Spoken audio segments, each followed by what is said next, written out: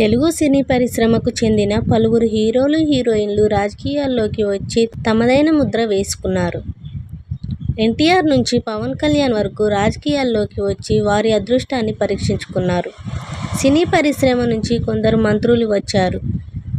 దివంగత కృష్ణంరాజు, చిరంజీవి కేంద్ర మంత్రులుగా పనిచేశారు. బాబుమోహన్, రోజా కూడా మంత్రి పదవులు చేపట్టారు. గత వైసీపీ ప్రభుత్వంలో జగన్ కేబినెట్లో రోజా టూరిజం మంత్రిగా పనిచేశారు.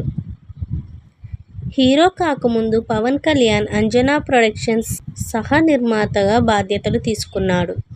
అప్పట్లో పవన్ కళ్యాణ్ ముగ్గురు మొనగాళ్లు మూవీని నిర్మించారు. ఈ మూవీలో చిరంజీవి తొలిసారి 3 పాత్రలు పోషించారు.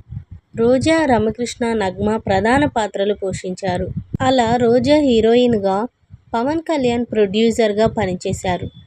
కానీ ఈ సినిమా యావరేజ్గా నిలిచింది. పవన్ కళ్యాణ్ 1996లో అల్లు అరవింద్ గీతా ఆర్ట్స్ పతాకంపై ఈవీవీ సత్యనారాయణ డైరెక్ట్ చేసిన అక్కడ అమ్మాయి ఇక్కడ అబ్బాయి మూవీతో హీరోగా టాలీవుడ్లోకి అడుగుపెట్టాడు.